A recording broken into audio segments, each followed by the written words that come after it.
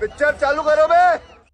चलो भाई देखो अब मैं क्या करता हूँ। कोई भी भाई आप जानते हैं कि भारतीय जनता पार्टी झूठ फैलाने में, चूंकि आप जुमलेबाज पार्टी आप अच्छी तरह जानती है, ये किस तरह से लोगों को बहलाते हैं, जल्दी से लोगों को माहौल बनाते हैं, तो इनको दिखाने में समय लगा ना। कह रहे हैं कि उसका फायदा इनको 24 में हुआ। मैं ये समाजवादी पार्टी जिसको मैं आजकल कांग्रेस की चटनी कहता हूँ, ये चटनी वाले जितने नेता हैं इन्होंने बाबा साहब को लैंड ग्रैबर कहा था इसी गाजियाबाद नोएडा में।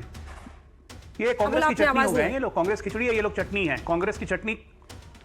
मैंने कहा कि कांग्रेस को अगर खिचड़ी मानी है तो ये खिचड़ी की 5 प्रकार होते हैं ना, चोखा, चटनी, पापड़, घी, अचार, तो ये कांग्रेस की चटनी है। अब ये लॉ एंड ऑर्डर का एल भी समझते हैं। आरजेडी और सपा 2 पार्टियां इस देश में ऐसी है जिनको लॉ एंड ऑर्डर का एल भी नहीं पता है।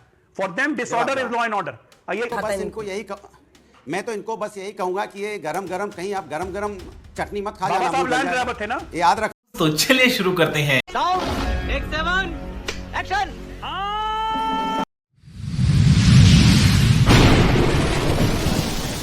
नमस्कार दोस्तों, स्वागत है आप सभी का मेरे आज के इस नई वीडियो में। दोस्तों आज का वीडियो बहुत ही धमाकेदार हुआ है क्योंकि आज डिबेट में अजय आलोक अनुराग भदौरिया पर पहली बार भारी पड़ गए हैं। दोस्तों पहली बार अजय आलोक ने कहा है कि ये जो सपा पार्टी है अखिलेश यादव की, ये लोग बस मुस्लिम वोट को खींचने का काम कर रहे हैं। इन्हें कोई मुस्लिमों से लगा हुआ नहीं है, इन्हें बस दिखाना है कि हम आपके हित के बारे में सोचते हैं, बस इनसे वोट इकट्ठा करना है। दोस्तों अगर ये इतने ही भले होते तो इतने साल पहले मुस्लिमों के हित के लिए क्यों नहीं कार्य किए थे। दोस्तों आज अनुराग भदौरिया इनके सवालों का जवाब देने में थोड़े हकला चुके हैं। दोस्तों आज का वीडियो काफ़ी धमाकेदार होने वाला है, तो आपसे रिक्वेस्ट है कि आइए देखते हैं, मजा आएगा। क्योंकि मायावती को आज सामने आकर बोलना पड़ा।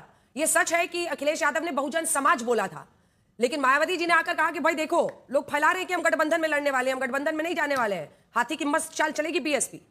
अनुराग जी भ्रम फैला रहे थे। देखिए बताता हूं। नहीं देखिए, सवाल यह है कि आज से नहीं, समाजवादी पार्टी के राष्ट्रीय अध्यक्ष जी लगातार पीडीए की बात कर रहे हैं। उन्होंने कहा कि बहुजन समाज समाजवादी पार्टी के साथ है क्योंकि बहुजन समाज के सामाजिक न्याय की लड़ाई समाजवादी पार्टी लड़ रहा है। ये बड़ी अच्छी बात कही आप। अगर आपको इसी को देखें तो वाल्मीकि जयंती की घोषणा किसने की थी? समाजवादी पार्टी सरकार में। और जैसी भारतीय जनता पार्टी की सरकार यहां बनी थी 2017 में, वाल्मीकि जयंती की जो छुट्टी थी उसको रद्द कर दी थी, ठीक है। बाद में 2025 में दोबारा से उन्होंने वाल्मीकि जयंती की छुट्टी की घोषणा की। क्यों? क्योंकि उनको लगा कि जो सामाजिक न्याय, जो दलित समाज है, वो समाजवादी पार्टी के साथ जा रहा है। दूसरी बात, अभी आपने यही नहीं, अभी और सुनिए। बोला काशीराम जी को, मानवर काशीराम जी को सांसद बनाया था इटावा से 1996 में 11वीं लोकसभा में। समाजवादी पार्टी ने उस समय आदरणीय नेताजी उनको इटावा से ले जाकर उन्होंने चुनाव लड़ा था, उनको लोकसभा पहुंचाया था पहली बार। ये शायद याद रखना चाहिए। और बी आर अम्बेडकर की जो पुण्यतिथि होती थी उसकी भी छुट्टी समाजवादी पार्टी के समय में हुई थी, समाजवादी पार्टी के समय हुई थी। दूसरी बात तो सही है। दूसरी बात, जो अन्याय लगातार दलितों पे बड़ा आवाज किसने उठाई? अगर 2023 में एनसीआरबी के डाटा देख लिया जाए तो 57,789 दलितों पे अत्याचार के मामले आए हैं, जिसमें 15,130 उत्तर प्रदेश से ही हैं। माने 26% उत्तर प्रदेश से आते हैं। और इनकी जब आवाज उठाई किसने? और अगर आप इनको देखिए, मजेदार बात, इनको 4 सालों का 2018, 2019, 2020, 2021 अगर दलितों पे अन्याय का ले लिया जाए, इनके मामले जो उत्तर प्रदेश में हुए हैं 49,000 मामले हुए हैं 4 सालों में। आवाज किसने उठाई? अगर मेरठ में एक दलित मां का साथ अन्याय होता है, उसके बाद उसकी बेटी का अपहरण हो जाता है, तो आवाज किसने उठाई? समाजवादी पार्टी ने। बात तो सही है। अगर रायबरेली में कि बच्ची के साथ अन्याय होता है तो आवाज किसने उठाई? ऐसा है अनुराग भदौरिया जी कि सारा मामला ना जाति पर आधारित वोट का है। हमारे हैं आपके पास खान साहब, लेकिन उससे पहले अपने दर्शकों को कुछ आंकड़े दिखाना चाहते हैं। पूरा मामला जाटव वोट का है, जो कि मायावती की तरफ हमेशा झुकता है, चाहे वो खुलकर सड़कों पर उतरे ना उतरे, प्रचार करे ना करे। तो फिर मैं खान साहब के पास जाऊंगी, सिर्फ 3 लाइन का जवाब। 2024 में नहीं 2024 में तो हम चुनाव लड़े थे और 2024 में हम कांग्रेस के साथ लड़े थे और हमारी 43 सीटें आई थी। दूसरा आपका दूसरा जवाब, हम लगातार बहुजन समाज के लिए न्याय की लड़ाई लड़ रहे हैं, सामाजिक न्याय की लड़ाई लगातार लड़ रहे हैं। मैंने आपको बताया, चाहे लखनऊ की घटना हो, चाहे रायबरेली की घटना हो, चाहे बदायूं की हो, चाहे प्रतापगढ़ की हो, चाहे मेरठ की हो, चाहे रामपुर की हो, जहां दलितों पर अन्याय हुआ इस समय समाजवादी पार्टी सबसे आगे खड़ी दिखाई देती है, क्योंकि हम न्याय के लिए जो भी खान साहब जल्दी से रिएक्शन इस पर, उसके बाद समाजवादी पार्टी लड़ाई लड़ती है, इसलिए हम बात करते हैं पीडीए की। क्या बात है सर, क्या बात है सर। मायावती जी इतने दिन तो चुप रही, अब आकर क्यों ये बता रही हैं? आवाज नीचे कीजिए खान साहब। नहीं देखिए, ये बराबर बहन कुमारी मायावती जी मीटिंगें ले रही हैं। अभी 9 तारीख को पिछले महीने मीटिंग ली थी, फिर अभी 5-7 हज़ार आदमी इकट्ठा हुए, बूथ लेवल के आदमी मीटिंगें लिए। देखिए, ये मुस्लिम समाज का वोट 20% है और दलित समाज का वोट 22% है। 3 बार से मुस्लिम समाज समाजवादी पार्टी को वोट दे रहा है और वो देख रहा है कि मेरे 95% वोट देने के बाद भी समाजवादी पार्टी बीजेपी को नहीं हरा पा रही है। यही नहीं, अभी और सुनिए। 110 सीट पर सिमट गए हैं। लेकिन टक्कर तो वही दे रहे हैं ना खान साहब, टक्कर तो वही दे रहे हैं ना। अरे टक्कर तो लेकिन आप नहीं बीजेपी देंगे को ना, कौन दे रहा है? अंजना जी आप टक्कर नहीं देंगे। आप देखिए अरे मुस्लिम वोट की बात करें, एक बार दिखाइए, ग्राफिक्स नंबर 4 दिखाइए। 2022 के विधानसभा में समाजवादी पार्टी को 111 सीटें मिली और 32.06% वोट। एक बार जल्दी से एक एक करके दिखा दीजिए। मुस्लिम का वोट किसको? 17 और 22 में देखिए समाजवादी पार्टी को 49 और 79% वोट मिल रहा है। ये साफ दिख रहा है। यहीं पर आप बीएसपी को देखिए 6% कह रहा हूं 2022 दिखने के बाद। बोलिए जल्दी बोलिए।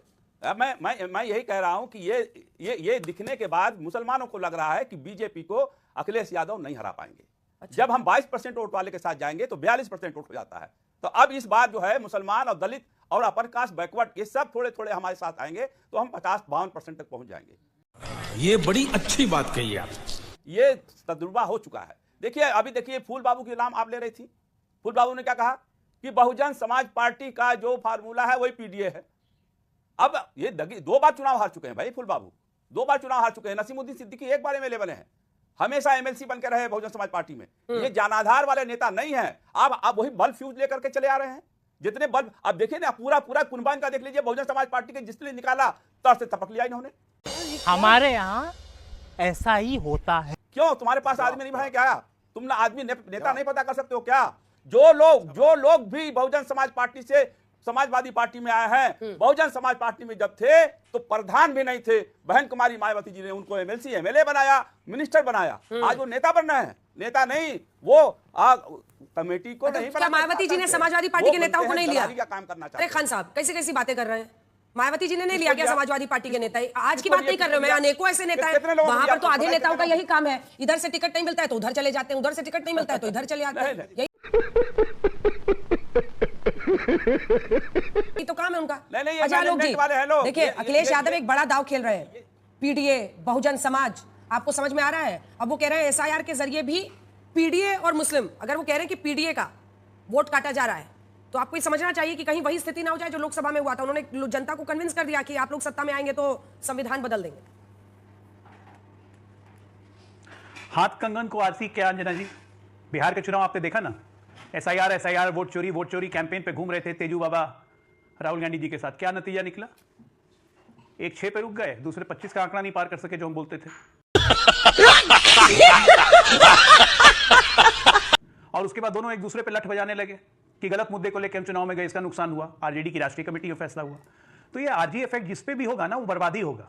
तो अभी नए इस क्रम में अखिलेश बाबू हैं, वो पीडीए बोलते हैं पिछड़ा, दलित, आदिवादी, अगड़ा, अल्पसंख्यक तो सब हो ही गया। तो फिर इसमें मुसलमान और यादव करने की क्या जरूरत है? कोर यही है मुसलमान और यादव। अब मुसलमान छिटक गया ना तो इनको तो 10 सीट नहीं आएगी। वाह बेटा, लगता है तुम गू खा के ही मानो। सारी लड़ाई फिर से मुस्लिम वोट की है, सारी लड़ाई फिर से इन लोगों की मुस्लिम वोट की है। हमारी लड़ाई नहीं है। हम 80-20 में हैं, लड़ाई 80-20 की है, हम वैसे ही रहेंगे। 2027 में यकीन मानिए रिकॉर्ड फिर से टूटेगा और तीसरी बार बाबा फिर से मुख्यमंत्री बनकर इनकी छाती पे मूंग दलेंगे ऐसे करके। अरे इनका ट्रैक रिकॉर्ड क्या है भाई? क्यों उत्तर प्रदेश की जनता इनको चुनेगी? 10 साल में यूपी कहां से कहां बदल गया। $1 ट्रिलियन की इकोनॉमी होने जा रही है, एक्सप्रेसवे का जाल लग गया, मेट्रो सड़ते जा रहे हैं, नए एयरपोर्ट्स आ रहे हैं, इतना डेवलपमेंट हो रहा है। यूपी में 24 घंटे बिजली मिल रही है, हर गांव में बिजली चली गई है। लॉ एंड ऑर्डर इतना है कि 10 से 11 बजे रात में, 12 बजे रात में महिलाएं निकल रही हैं। सफाई गुंडों का आतंक खत्म हो गया है। मार के यूपी पुलिस ने इन लोगों को ठंडा कर दिया है, जिससे जनता बहुत खुश है। तो किस बात पे इनको जनता चुनेगी? ये जातीय अरिथमेटिक बनाते हैं, जातीय अरिथमेटिक से इनकी केमिस्ट्री जनता से बिगड़ गई है। कांग्रेस पार्टी हो या घमंडिया का एक भी अलायंस किसी भी स्टेट में हो, इनकी केमिस्ट्री जनता से बिगड़ चुकी है। जिसकी केमिस्ट्री जनता से बिगड़ रही है। अजय आलोक जी की बात का जवाब दीजिए अनुराग जी। बात तो सही है। उसके बाद दुबे जी के पास इन्होंने कहा उत्तर प्रदेश का लॉ एंड ऑर्डर बहुत अच्छा है। तो 2021 से 2022 में दलित महिलाओं के और दलितों पे अत्याचार में 16% की वृद्धि हुई है और आप कह रहे हो कि बहुत अच्छा ट्रैक रिकॉर्ड, अच्छी बात है। फिर भी वो 22 में जीत गए। फिर भी वो 22 में जीत गए, यानी आपसे ज्यादा उन पर भरोसा था ना। अरे ट्रस्ट फैक्टर पर चर्चा कीजिए ना अनुराग जी। देखिए हाथरस से लेकर लखीमपुर खीरी, सुनिए सवाल तो सुनिएगा ना। हाथरस से लेकर लखीमपुर खीरी दिन रात टीवी पर कवरेज होता रहा। मैंने न जाने अनगिनत डिबेट उस पर किए, हम लोगों ने रात में भी कवरेज की हाथरस की। आप बताइए कौन जीता, किस पर भरोसा हुआ? अच्छा देखिए, आपकी कवरेज क्या बढ़िया था गुरु। से क्या फायदा हुआ मैं बता रहा हूं। आपकी कवरेज से फायदा यह हुआ कि एक साल तक तो जनता को यह गुमराह किया रहे, लेकिन 2024 में आपकी कवरेज का फायदा हुआ ना। जो कह रहे थे हाथ कंगन को आरसी क्या, पढ़े लिखे को फारसी क्या, ये 33 पे सिमट गए, हम 43 पे आ गए। बात तो सही है। आपने इनको दिखा दी फारसी। अच्छा, लोकसभा में आके उसका फायदा हुआ। आप भी महान ही है, मतलब क्या देखिए ये लोग नहीं महान नहीं है कोई भी भाई। आप जानते हैं कि भारतीय जनता पार्टी झूठ फैलाने में, चूंकि आप जुमलेबाज पार्टी, आप अच्छी तरह जानती है। ये किस तरह से लोगों को अजय आलोक जी, जल्दी से किस तरह इसका लोगों को माहौल बनाते हैं, तो इनको दिखाने कहते में हैं समय लगा ना। कह रहे हैं कि उसका फायदा इनको 24 में हुआ। अंजना जी, मैं आपके दर्शकों को बस याद दिलाना चाहता हूं कि ये पीडीए की बात करने वाले, ये समाजवादी पार्टी जिसको मैं आजकल कांग्रेस की चटनी कहता हूं, ये चटनी वाले जितने नेता हैं, इन्होंने बाबा साहब को लैंड ग्रैबर कहा था इसी गाजियाबाद नोएडा में। ये कांग्रेस की चटनी हो गए हैं ये लोग। कांग्रेस खिचड़ी है, ये लोग चटनी है। कांग्रेस की चटनी, मैंने कहा कि कांग्रेस को अगर खिचड़ी मानी है तो ये खिचड़ी की 5 प्रकार होते हैं ना, चोखा, चटनी, पापड़, घी, अचार, तो ये कांग्रेस की चटनी है। अब बाकी जितने लोग हैं घमंडिया के, वही चोखा, चटनी, पापड़, खाना हम ही को है इन लोगों को। हम धीरे धीरे करके खाते ही जा रहे हैं, पूरा खा लेंगे। ये वही लोग हैं जो बाबा साहब को लैंड ग्रैबर कहते थे इसी नोएडा की धरती पे, आजम खान ने कहा था। ये वही लोग हैं जो बहन कुमारी मायावती, एक दलित महिला को जान से मारने की इन्होंने कोशिश की। ये वही लोग हैं जिनके शासनकाल में मुजफ्फरनगर से लेकर न जाने कितने दंगे हुए, उन दंगों में फंसाया गया और सफाई में लोग नाच देख रहे थे। ये लॉ एंड ऑर्डर का एल भी समझते हैं। आरजेडी और सपा, 2 पार्टियां इस देश में ऐसी है जिनको लॉ एंड ऑर्डर का एल भी नहीं पता है। ये बड़ी अच्छी बात कही आप। Them disorder is law and order. ये उत्तर प्रदेश की जनता जो अब उत्तम प्रदेश बन चुका है, नहीं चाहती इनको कहीं देखना नहीं चाहती है। ये फिर से वही अपनी जातिवादी राजनीति का, अपनी धर्म परस्ती, भाईजान के चक्कर में मुसलमान यादव कॉम्बिनेशन बैठा के करेंगे। 24 हुआ, एक फ्लूक था। 24 एक फ्लूक था, एक फॉल्स नैरेटिव बैठाया गया कि 400 आएगा तो आरक्षण छीन लेंगे, संविधान बदल देंगे। इनका फॉल्स नैरेटिव चल गया। काट की हांडी बार बार नहीं चढ़ती है, याद रखिए। एक बार हो गया, उसके बाद लगातार जितने चुनाव हुए, जितने प्रदेशों में हुए, उसका नतीजा क्या हुआ? आए थे ना अखिलेश जी आम आदमी पार्टी का प्रचार करने दिल्ली में, कितनी सीटें जिता दी आम आदमी पार्टी को। सच्चाई यह है कि इनके पैरों के नीचे जमीन खिसक चुकी है और उत्तर प्रदेश एक डिफरेंट ट्रैजेक्टरी में है। उस डिफरेंट ट्रैजेक्टरी में नेगेटिव आदमी की और नेगेटिव पार्टीज की जरूरत नहीं है। यही नहीं, अभी और सुनिए। अखिलेश यादव जी को आराम से 20-30 साल अभी जवाब दीजिए, अनुराग जी जवाब दीजिए। दुबे जी इंतजार ही कर रहे हैं। ये लोग कभी चैनल को सब्सक्राइब करो पहले। हाँ जल्दी करो, मुझे पता है